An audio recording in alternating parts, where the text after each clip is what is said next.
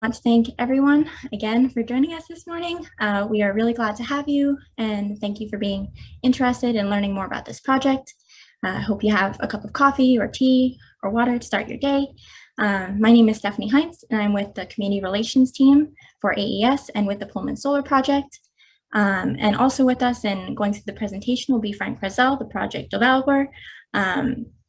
And our agenda for today will just consist of a brief presentation about the project specifics, followed by time for Q&A.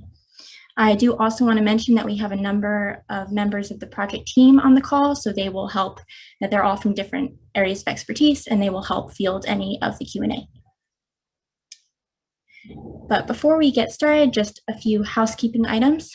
Should you have any questions, please do submit them using the Zoom Q&A feature, which you can see at the bottom middle of your screen, and we will get to those after the presentation. We have already received quite a few questions via email, so we'll be going through those first and then addressing any questions we receive. If for any reason you can't access the Q&A feature, if you're dialing in by phone or for any other reason, you can submit questions via email to aescommunityrelations@aes.com. I will be monitoring that email throughout the entire meeting and afterwards to make sure all of those questions get answered. And lastly, to increase accessibility, there's also a live transcript feature, which you can use to view closed captions, should that be something you want to do. And without further ado, I'm going to turn it over to Frank, and he will introduce himself and go through the presentation. Thank you. Awesome. Thank you, Stephanie. So thank you all again for joining us this morning. So as Stephanie mentioned, my name is Frank Razel. I'm the project developer for Pullman Solar. In addition to myself, we also have our whole project team, and we have the project manager from Borrego, who is the company that will be building this project. So Pullman Solar is actually one of 4 projects we plan to build in Michigan. The other projects are farther east. We have 2 in Jackson County and 1 in Washtenaw County. I can say for myself and on behalf of AES, we truly are excited to work in the area and bring renewable energy to the Great Lakes region. Now for a little bit of backstory on Pullman, we've been working on this project since 2018. And over the past year, we really picked up momentum. We had actually rented out the Lee Township Community Center for an open house in April of last year, and we were really looking forward to getting our project team up there to meet you all in person. But as the nature of the past year, we unfortunately had to cancel that event. So in light of that, we circled up with the community relations team to find out how we could pivot our resources in this new COVID reality. So we sent out postcards notifying our neighbors about the project, and then we identified local community resources that may be strained at the time and made donations to certain organizations. So during all that time, we kept in touch with Mr. Owen, and he was able to keep tabs on our project status. And based on the interactions we've had so far with local members, it really has been a great experience working in your community, and we look forward for a productive relationship moving forward. So now I'll go ahead and get into the presentation. What we have for you today is a little more information about AES, and then we'll go over general project information, and then touch on economic impacts and the operations of our site. And then lastly, I'll dive more into the specifics of community engagement and what our team has done thus far. And then we'll finish up the Q&A. So a little bit more about S-Power. So we first started developing this project under our former company name, S-Power, and which is jointly owned by AES and International Utility and AIMCO, the Alberta Pension Fund. So at the beginning of this year, through our development success at S-Power and our ability to connect with the communities we work in, we merged with AES's US-based clean energy development business to form Aes Clean Energy. So that's who we are now, Aes Clean Energy. So this new company allows us to maintain the same level of integrity in renewables with a larger impact.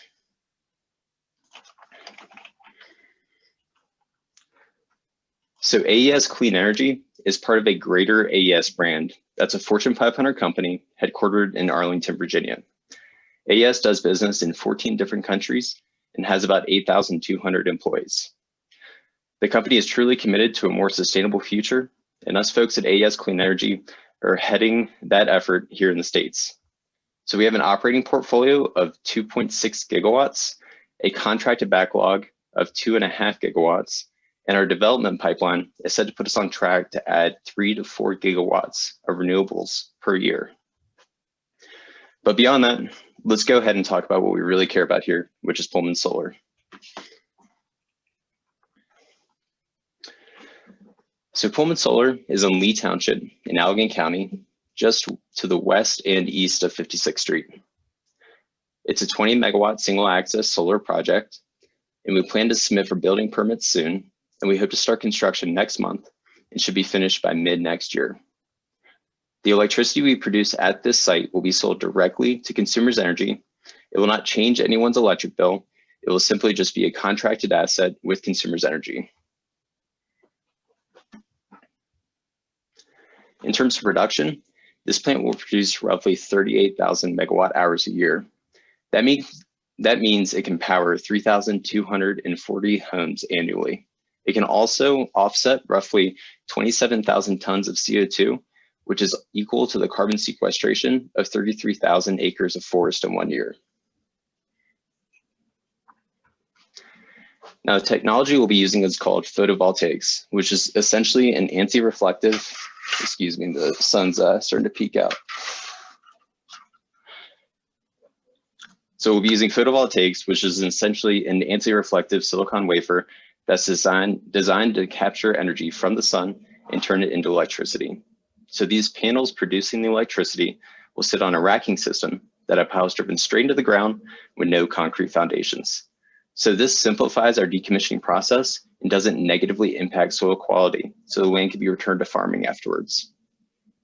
Now the panels themselves will sit between 5 and 8 feet in height, and it will also have a 6-foot chain link with 1-foot barbed wire fence on all sides.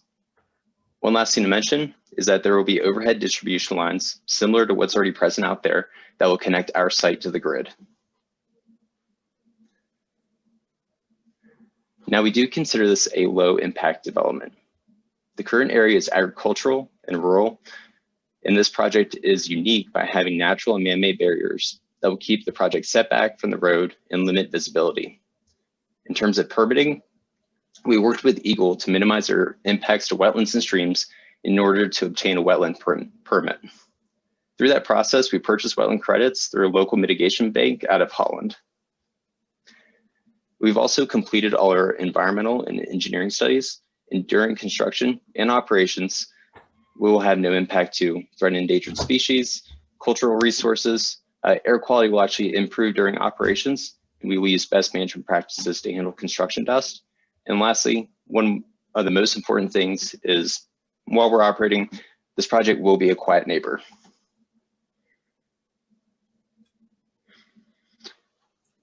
Now, in terms of economic and fiscal impacts, the benefits really are tremendous. So this is a $30 million investment in construction activity alone. We expect 150 to 250 jobs to be created during peak construction, with an average of 100 workers during construction. During the operations phase, there will be a 4-person crew performing routine and preventative maintenance. Now, in terms of tax revenues, we're typically the largest taxpayer in the communities we work in, but also come at a low cost to the community, requiring few municipal services. So we estimate our project will generate about $5.5 million in local property tax revenue over 35 years, whereas if the land stayed in its current use, we expect the property to generate about $400,000.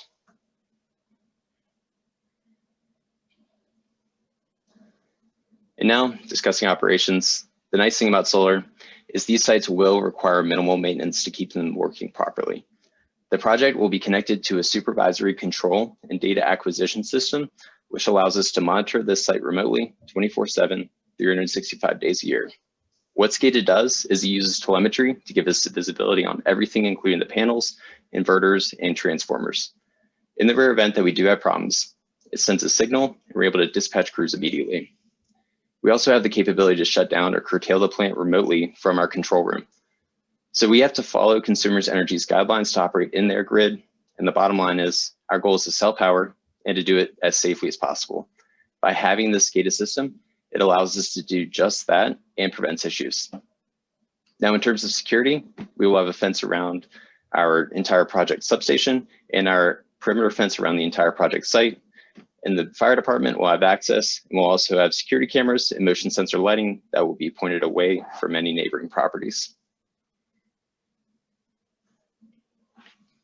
Now on to community engagement. So I would like to emphasize, unlike many other developers, AES is here to stay through the project's life. We want to be a good neighbor since we're here for the long term, and we support areas in need. And specifically during COVID-19, we've had conversations with local members that need support. So thus far, we've partnered with the Allegan County Food Pantry and the Allegan County United Way to assist in feeding local families and support their COVID relief efforts. And then we most recently made a donation to the Pullman Pride Scholarship Fund to support your graduates as they take their next big step in life. So these are really just examples of how we've engaged the community so far, and we look forward to working with you all more. Thank you. Thank you, Frank. And now we will move on to the Q&A. I see we have some rolling in the Q&A bar. We also, as I mentioned, did receive quite a few via email, so we're going to go through those first. Some of those questions that we received by email, hopefully you received some part of an answer during the presentation, but I will still read them off in case there's any additional information that the team wants to provide, and so that we make sure that we answer your questions. All right, so the first question I have for our panel of team members is, the solar array has a 35-year lifespan. At this time, if there is no renegotiation to continue supplying solar power, what does your decommissioning process look like? It'll be interesting to see what we generate power from at that time. Will, would you like to walk through how we decommission a site? So I'm Will Nielsen. I'm the PM on the AES side. Decommissioning is essentially the reverse of the commissioning. We obviously disconnect the power and then start and remove modules. Depending on the financials at the time, we'll try to sell them for scrap, or we'll have to dispose of them. Remove the racking system, which is the system that tilts the modules towards the sun. Sell as much for scrap as possible as well. Remove the piles, and then remove poles, inverters, and so forth that would clear up the site and leave the site as we received it. Thank you, Will. And we have another question related to decommissioning. It is, what are the specifics, and will the township receive this in written form regarding decommissioning and cleanup when project lifecycle is ended? Specifically, who is financially responsible, AES or Consumers Energy? Right, so we will be financially responsible for decommissioning the site through that process that Will just described. And we, in terms of requirements, through our land agreements, we have restoration clauses that require us to remove all the equipment from the site at the end of its useful life. And Stephanie, do you mind switching to the next slide? Oh, yes, thank you for the reminder. But yeah, here's everyone we have on the line. And yeah, they will be answering your questions. The next question we have from email is, at some point in the future, do you anticipate power cost reduction to residents that live in the township where the solar array exists? And if so, when? And a related question, how will the project impact our electric bills short-term and long-term? So we wanted to address this in the presentation. The answer is that it will not have any effect on anyone's electric bill to the better or worse. It's simply just a contracted asset with Consumers Energy. Thank you, Frank. Next question, what is the expected improvement to the tax base going to be? Have special tax incentives, giveaways been granted? Bottom line, could my property taxes decrease as a result of the project? Yes, I'll take that one. So in terms of the property taxes that we have assumed and what we have assumed for the entire project life are no tax abatements. We're not pursuing any tax abatements, and we don't intend to pursue any tax abatements. In terms of future policy implications of how millage rates may change in the future, that's something that we can't speak to. That's something that would be handled on a township and county level. We essentially just play by the rules and pay our tax bill when it's asked. Thank you. Next question, will there be any road closures on 56th Street during construction? Jason, would you like to take that one? Yeah. Hi, I'm Jason Fields. I'm project manager for Borrego Solar. Will be the construction company that's building the array.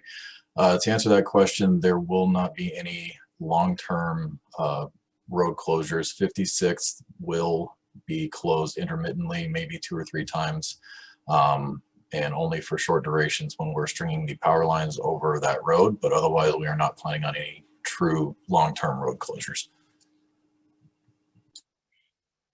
Thank you, Jason.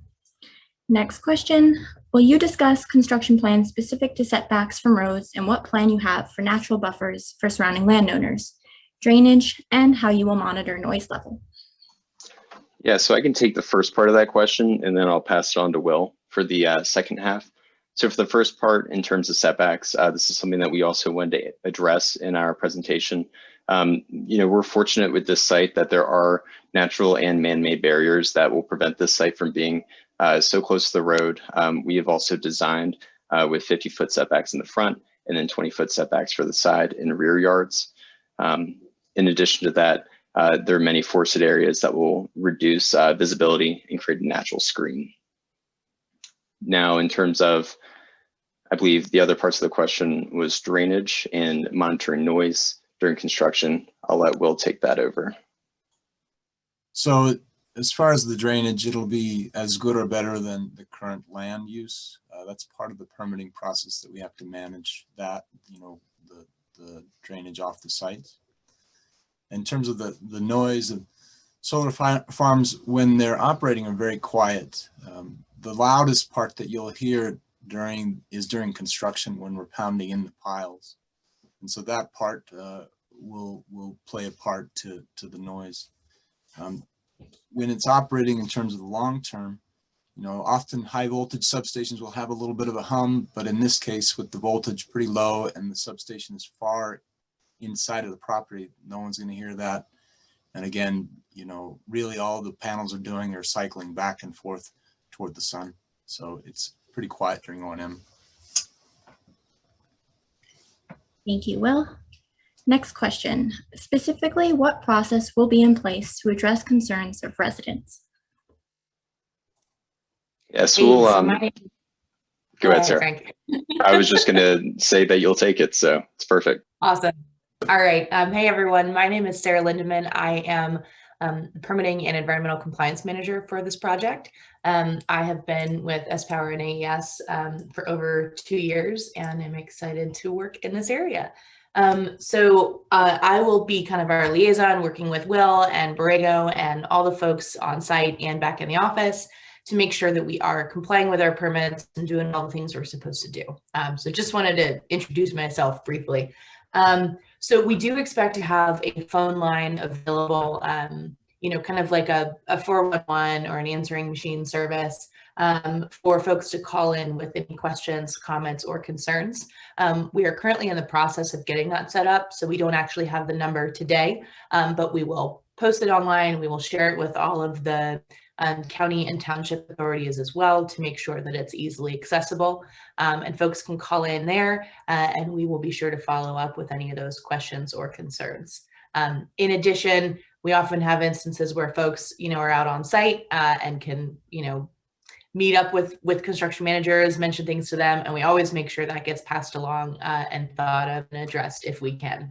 So we will be more than available to make sure we're hearing those concerns. So we'll get that set up during construction, and then that phone line will still be in place during operations. So you can make those calls at any point during the life of the project. Thank you, Sarah. All right, next question. What is the plan for long-term maintenance of the property? Right, so I can take that quickly. Again, AES is the owner and operator of the project, so we will have that 4-person crew maintaining that site throughout its project life. Thanks, Frank. Next question. We would like to know who has the clearing contract on this project. Additionally, is this going to be a union-run job? Jason, would you like to take that one? Yeah, sure. As far as union requirements, we are using a mix of union and non-union subcontractors. I have just recently awarded the clearing contract to a a local out of actually Grand Rapids. And I did engage a couple of other local individuals who declined to bid, but we do have, it's a local tree clearing company out of Grand Rapids. Thank you, Jason. So those were all the questions that we received by email. And so now I will get into the ones that we've received in the chat just now. The first one is, chain link fencing topped with barbed wire is unsightly. Will it be visible from the road? Can it be camouflaged with greenery? Yeah, so that is in line with what we mentioned earlier with this site and how it's designed. For the major thoroughfares, this project will be screened with just an existing natural screen. So we have the benefit of that, and all the existing man-made and natural barriers that we're working with do apply to the chain link fence. Thanks, Frank. Next question, why was this location chosen? Yeah, so I think that we started prospecting actually back in 2017, and then really, started our applications for the interconnection process back in 2018. There's the Pullman substation that is just north of our site that we'll be interconnecting to. That is the main advantage. There are other nice aspects of this project, just in terms of, finding an area where, we're trying to reduce impact, an area that wouldn't be next to a subdivision, things like that. The area is actually also flat, which is unusual and surprised us working in Michigan. So it's actually quite buildable compared to other sites that we've been working on. Thanks, Frank. Next question, I believe this was already answered, but do you have a clearing company to clear the land, and is the company a Pullman company? If we could just reiterate, but thank you for your question. Yep, no, we can go ahead and reiterate. Like I said, as of yesterday, actually, I verbally awarded the contract, and they are local out of Grand Rapids. Thanks, Jason. Comment, not a question, but thank you. It says, Pullman Community Development Project is excited to welcome your business to our area. Looking forward to talking to the team about our economic development vision and how to tap into and support local resources. Thank you so much, and we look forward to being part of the community too, and to being in contact and working with you. Next question, are the homes local that will be receiving this power? Will you be hiring any local people? I'll take the first part of that question and then take the second half, allow Jason to answer the second half. So the first half, in terms of how the power will be distributed, in a way, yes, the energy that's being pumped into the grid will be consumed by local homes. It's like adding water to a reservoir. You can't track one electron and exactly where it's going. We're just adding to the whole supply on the grid. And Jason, would you like to talk about local employment? Yeah, sure. So like I said, we're using a combination of our own self-performed labor, which we use a company. If anyone's interested to apply, they should be posting the jobs called Tradesman International for our local labor. Our electrical subcontractor is a union subcontractor, and our civil subcontractor, I haven't discussed that with them at this time, but we will be doing some local hiring. So if anybody's interested when the jobs start getting posted, Tradesman International would be who you go through. Thank you both. All right, I will just say, I know we're coming up on the half hour. We do still have about 6 questions in the Q&A yet to be answered. So we are planning on extending by up to 10 minutes in case we don't get those answered before the half hour. If we do not get to your questions, we will definitely follow up with you by email, but just to let people know, if you need to hop off, you can definitely hop off, but we'll be staying on to make sure some more questions are answered. Next one is, will there be any weather impacts from the area? How will the winter weather be handled? In terms of microclimate, there will not be a microclimate, if that is the question. And then in terms of us operating with maybe snow constraints, might be the second part of that question. I'll let Will or Jason take that one. The question might be twofold. One is, solar works obviously when the sun is out, so it's impacted by the weather in that sense.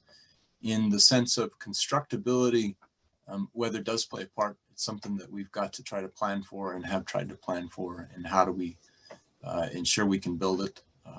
So I'm not sure I understand the other aspects of the question, but if there's a follow-up, we can try to answer it. Thank you. Next question. Why wouldn't you refresh with new panels versus decommissioning? I can take that one, Frank. Please. I think, our preference would be to refresh, but that's a contractual question, 30 plus years in the future. Thank you. Next one, is it possible to get a copy of this presentation, including either audio or live transcript? Frank, if you want to input, or I can answer. You have it, Stephanie. Yeah, so if there's desire, we can definitely make this available. The plan would be, if there will be a follow-up email that you'll receive tomorrow if you're tuning into this call from Zoom, and we can make that link available to you so that you can have this information to look over. Thank you for your question. Next question, certainly hope you are searching for contractors in Lee Township, as for instance, there are cleaning companies right here. I believe that was intended for clearing companies in regards to tree clearing. My bad. Jason, I'm unsure if you want to reiterate. Like I said, it's already been awarded. We did reach out to a few locals, and honestly, a couple of locals did decline to bid. So, some of the considerations, tree clearing is not always tree clearing, There are, safety requirements under construction contracts that have to be honored. There's insurance requirements and other things that some other smaller contractors may not be able to accommodate to. And so, like I said, we did reach out locally. Several people did decline to bid based on those requirements, and we have awarded it. Yeah, and a follow-up question right to that, just to confirm, is it too late then to put a bid on the clearing, as we are Pullman based? At this point, yes, it's too late.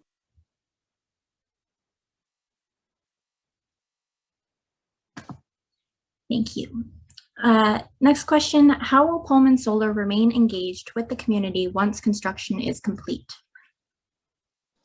Stephanie, would you like to take that since you're on the community relations team? Yeah, sure.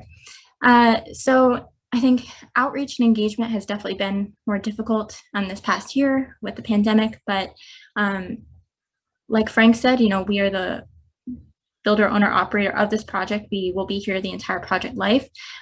So if you have an organization, if you have an opportunity that you think would be a great way for us to get involved, please do reach out.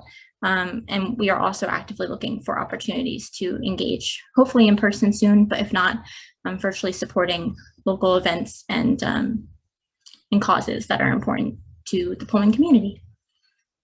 If you have any other questions, definitely reach out to AES Community Relations at aes.com or to my personal email you can see on the screen there.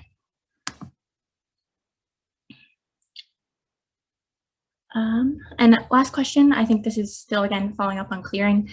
We did put a bid in and have all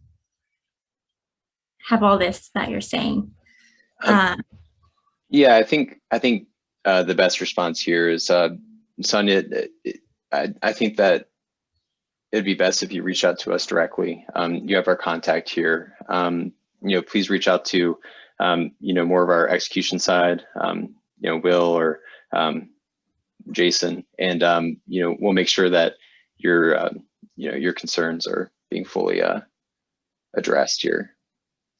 What is the number and name? Yeah, who exactly should Sonia reach out to? Yeah, so the emails are available here on this slide for Will and Jason. And do you have a community relations line, Stephanie, that we can call into?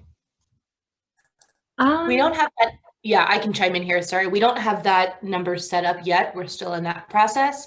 But in the meantime, I'm, kind of happy to serve as that middle person. I can provide my number. I think those, those emails at least will get to folks. However we want to do that, I think we can make sure we're getting it down to the right people to answer it. I think you're right though, Frank, the emails for Will and Jason are likely the best point of contact for now to start this conversation. Hopefully that answers your question, Sonia. If not, definitely follow up. Truly, if you email any one of the people on this slide, we will get you pointed in the right direction to make sure we close the loop with you and make sure you get the information you need. We received another question. Follow up to the weather-related question, impact on microclimate. No studies will be made. No studies will be made. As far as the impact of snowstorms, how will the facility stay in operation through heavy snow events? Go ahead, Will. In terms of heavy snow events, the tracker system that rotate the panels, they have a way of stowing to protect itself against heavy snow and to shed the snow. And so essentially the facility is largely unmanned. There aren't people there full time. It's automated, most of it. So in that sense, it doesn't, it never really shuts down. In terms of an impact on microclimate, I'm not sure that it would have an impact being the size of the site, but we don't plan to do any studies for it. I think as a fun aside, just to mention our albedometers, these panels are bifacial. So they collect the sun rays from the front and back side of them. And we currently have albedometer equipment out there, which some of you may have seen. And that's collecting the reflectivity of the ground cover right now, so we can adjust our resource assumptions. Very cool. Yeah. All right. Well, I know we've gone 5 minutes past the half hour. Currently do not have any more questions. Now we just have one more. So you need to email Will and Jason. Yes, please. Sonia, if you want to put both of them on copy in the same email, that'd be perfect. And we can get you the information you need. Yeah, so I will communicate this information to them. Thank you. And we'll close that loop.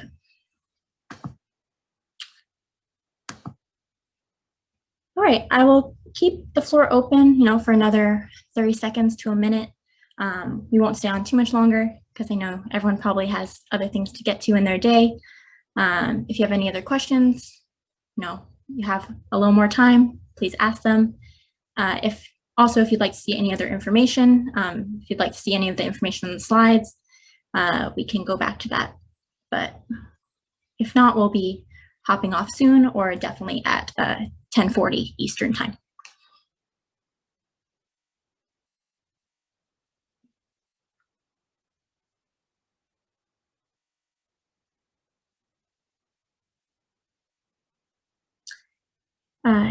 Thank you, Scott. He said, thank you for this informational Zoom presentation. Nice to put faces with the voices. Well done. Thank you so much. And we agree. It's definitely nice to make this seem more personal and get to interact with you kind of virtually and hopefully soon in person. Thank you, Richard. We're glad to be here and a part of the community. We do have one more question. Will anyone from Pullman Solar be in Pullman in the near future? Yeah, I think we have a construction meeting coming up. Jason, Will, Sarah? Yeah, I can chime in a little bit at least. Due to COVID travel restrictions, we're all, working through how we can travel and what our permissions are. I'm sure, like everybody in everyone's companies or employers across the country, we've all had to adjust a little bit. So although we're still working out some of those details, It is our intent to be on site relatively soon here, early next month. We're looking at a potential pre-construction meeting as we start to finalize and submit all of our local construction permit applications. We're looking forward to safely meeting with some of the representatives there to make sure, again, we can put a face to a name. So we're looking forward to that. And, you know, that's kind of our next milestone. And then moving forward, we'll be, of course, back and visiting quite frequently as construction begins. So I think it's my goal, assuming, you know, travel works out well, to be present at least, you know, once a month for a good stretch of a week or more, depending on how things work out. And I can, since I'm chatting, I can kind of roll into your next question here, Patricia. Looks like, are we open to a Zoom meeting with a local nonprofit established to improve the community? You know, Stephanie, I know your community relations don't want to step on your toes, but I don't see any reason that we couldn't reach out and have that meeting. So I think that sounds great. I think you could email Stephanie. Her contact info is on the slide. And we certainly will look up your website. So thank you for that. I know in some of our other project areas as well, we have made a point to work with communities, community organizations, you know, and in some cases, you know, we all work with a budget. We can't always just write checks. But for example, in Spotsylvania County, we've done some food drives for the ASPCA for animal food toys over the winter. So we do really enjoy finding ways to get involved in the community with instances like that. I know there was another question there about staying engaged with the community during operations. And we do have a lot of folks who, you know, look forward to getting engaged in ways like that. So hopefully we can make some of those connections. Thank you, Sarah. That's great. And yes, definitely open, I think, to a Zoom meeting. I know Frank is the project developer, but I think if you email me, we can definitely organize something like that with all the team members who would like to be involved. A couple more comments and then we will wrap up since we're going a bit over. It sounds like many of the workers will be from other towns. Hopefully they will shop and dine at our stores in Pullman while on the job site.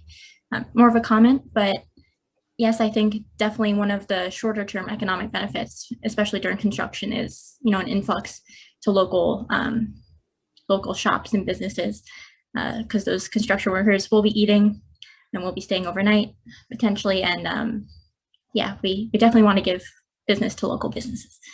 If anyone else wants to speak. I actually would like to chime in on that. We did do a site visit a couple of weeks ago and had a rather wonderful burger in downtown Pullman. So we definitely will be shopping and dining for sure in Pullman. To the other question or the other comment about Tradesman International, it is just tradesmaninternational.com, and I do believe they post their jobs by geographic region, so you should just be able to look there. And then Lisa, if you would send me an email, I'd be happy to share contact information there. We do have people that will be coming in looking for rental homes, so I'd be glad to pass your information along.